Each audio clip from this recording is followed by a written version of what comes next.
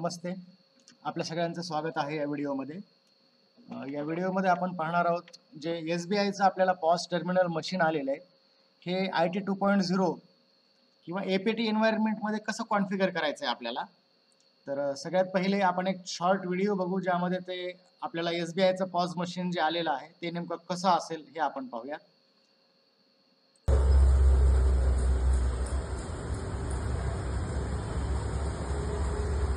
इथे बॅक साईडला या मशीनचा सिरियल नंबर तुम्हाला भेटेल. हे मॉडेल नंबर आहे आणि S/N च्या नंतर हा जो नंबर तुम्हाला दिसतोय 28 41 20 45 12 हा आपल्याला प्राप्त झालेल्या मशीनचा सिरियल नंबर आहे. हा नोट डाऊन करायचा आहे.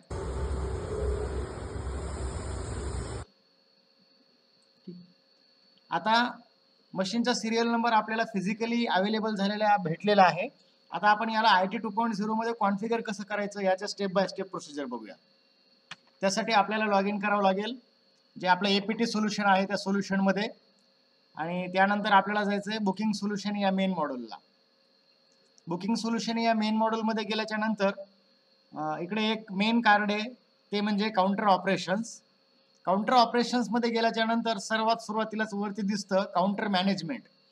या काउंटर मॅनेजमेंट मध्ये आपण ऑलरेडी जे काही काउंटर क्रिएट केलेले त्यांना मॉडिफाय करावं लागेल, कारण यापूर्वी आपल्याकडे SBIचं पॉज मशीन नव्हतं, परंतु आता ते आपल्याला कॉन्फिगर करायचं आहे. त्यामुळे त्या एन्व्हायरमेंटला मॉडिफाय करावं लागेल.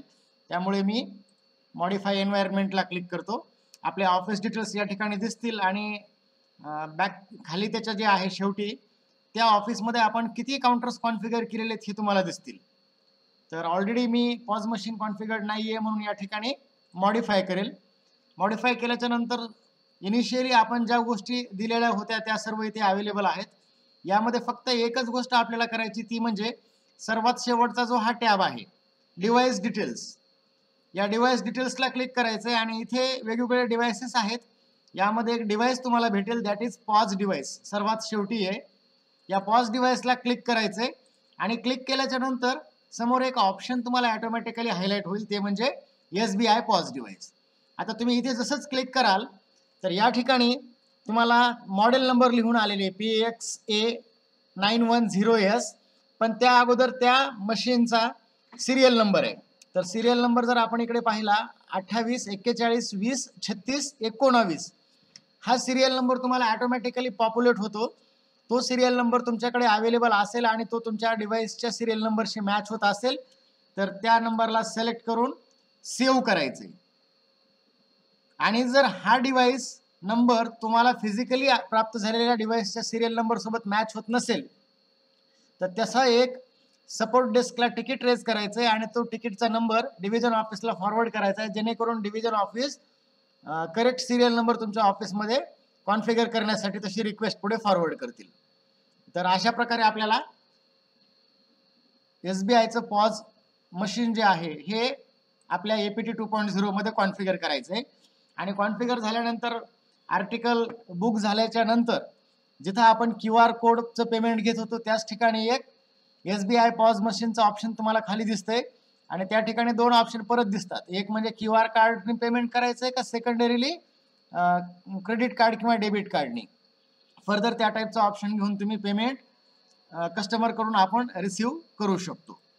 आता हे तर झालं की डिव्हाइस नेमकं कसं आहे, त्याचा सिरियल नंबर आपल्याला कुठून भेटेल, तो डिव्हाइस कॉन्फिगर APT एन्व्हायरमेंट मध्ये कुठून करायचा. त्याचबरोबर पुढे काही इश्यूज येऊ शकतात.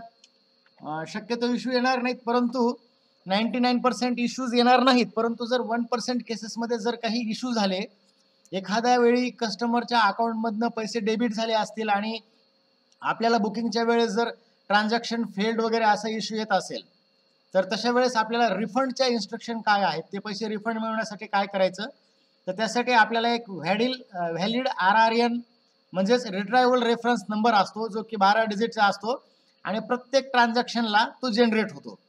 तो नोट डाऊन करावा लागेल, तो ह्यासाठी लागतो. आणि रिफंड अमाऊंट किती पाहिजे काय नाही ह्या सगळ्या गोष्टी त्या तर आपल्याला अवेलेबल असतील. त्याचा एक मेल आपल्याला द्यायचा आहे, तर तो मेल आपल्याला डायरेक्ट सेंड करायचा आहे refund@sbipayments.com या मेल ID वरती. त्याचे डिटेल्स आहेत, एक प्रोफार्मा दिलेला आहे, तो मी थोड्या वेळाने तुम्हाला दाखवतो. त्या प्रोफार्म्यामध्ये अशा फेल झालेल्या ट्रान्झॅक्शनचे डिटेल्स द्यायचे आणि तो मेल पाठवून द्यायचा आहे. यामध्ये एक गोष्ट आहे की refund request received before 3 PM will be processed on same day. म्हणजे जर 3 PM अगोदर त्यांना मेल आपण सेंड केला तर ही रिफंडची रिक्वेस्ट ही सेम डेला प्रोसेस होईल. पण जर 3 PM नंतर आपण मेल दिला तर ती नेक्स्ट वर्किंग डेला त्यांच्याकडनं प्रोसेस केला जाईल. त्यानंतर ARN will be shared within 48 to 72 hours once the refund is processed. Front एंडला जेव्हा SBI ते रिफंड प्रोसेस करतील त्यांच्याकडून तेव्हा एक ARN नंबर असतो ज्याला की ॲक्वायरर रेफरन्स नंबर म्हणतो. तो 23 डिजिटचा असतो. तो आपल्याला मेलवरती रिटर्न केला जाईल की ते पैसे रिफंड या ARN नंबरने केलेत. सो ते आपल्याकडे रेकॉर्डला ठेवायचे. कस्टमरला देखील त्यांना त्यांचे बँक जे आहेत तो ARN नंबर आपण त्यांना प्रोव्हाइड करायचा आणि त्यांना सांगायचं की या ॲक्वायरर रेफरन्स नंबरने तुम्हाला रिफंड पैसे झालेले आहेत आणि त्यांच्या बँकेला कॉन्टॅक्ट करावं लागेल त्यांना जर त्यांच्या अकाउंटला पैसे ऑटोमॅटिकली क्रेडिट झाले नसतील. जर payment channel SBI pause through असेल तर तसा जो मेल केलेला आहे त्यामध्ये तुमच्या डिव्हिजन ऑफिसला देखील CC मध्ये राहू द्या. त्याचबरोबर एक तो तुम्हाला ईमेल ID सांगितलाय, मेन ईमेल ID ला टाकायचं ते म्हणजे refund@sbipayments.com आणि CC मध्ये म्हणजे सेकंडरीला एक ईमेल ID, त्या ईमेल ID वरती पण तुम्हाला त्याची कॉपी देऊन ठेवायची. ते आहे chdelhi@sbipayments.com. अशा प्रकारे जर एखादं ट्रान्झॅक्शन फेल झाला असेल तर तुम्हाला रिफंडची प्रोसेस देखील करता येईल. आता अनेक्झरचा प्रोफार्मा नेमका कसा आहे ते आपण पाहूया. एक एक्सेलची फाईल आहे, त्या एक्सेल फाईलमध्ये रिफंड फॉर्मॅट तुमच्या समोर स्क्रीनवर दिसतो तुम्हाला. TID मध्ये टर्मिनल ID आहे. मर्चंट नेम, मर्चंट कोण आहे त्याचा ID वगैरे हा department of post Bangalore GPO किंवा आपल्या ऑफिसचं नाव असतं ते तुम्हाला डिव्हिजन ऑफिसकडून मिळून जाईल. त्याचबरोबर ट्रान्झॅक्शन डेट, ज्या डेटला ट्रान्झॅक्शन फेल झालंय त्या ट्रान्झॅक्शन डेट टाकायची. ट्रान्झॅक्शनची अमाऊंट किती आहे, रिफंड अमाऊंट किती पाहिजे, त्याचा एक ऑथरायझेशन कोड आलेला असतो तो टाकायचा आहे. RRN, जर हा RRN कोड तुम्हाला जर म्हणलो 12 डिजिटचा प्रत्येक ट्रान्झॅक्शनला येतो तो तिथे मेन्शन करायचा आहे. आणि कार्ड नंबर, जर कार्डने पेमेंट केला असेल तर कार्डचा नंबर तिथे मेन्शन करायचा आहे. अदरवाईज QR ने पेमेंट केला असेल तर QR एवढं मेन्शन करायचंय. आणि हा ईमेल तुम्हाला सांगितलेला refund@sbipayments.com या मेलला मेल टाकून द्यायचा आहे. थँक्यू. सो ही होती प्रोसिजर. आपण SBIचं टर्मिनल मशीन कसं कॉन्फिगर करावं आणि इन केस जर ट्रान्झॅक्शन फेल झालं तर रिफंड ची प्रोसिजर काय आहे. त्याचबरोबर जर आपला सिरियल नंबर मॅच होत नसेल तर तिकीट रेज करायचे हे या व्हिडिओतून आपण पाहिलं. धन्यवाद.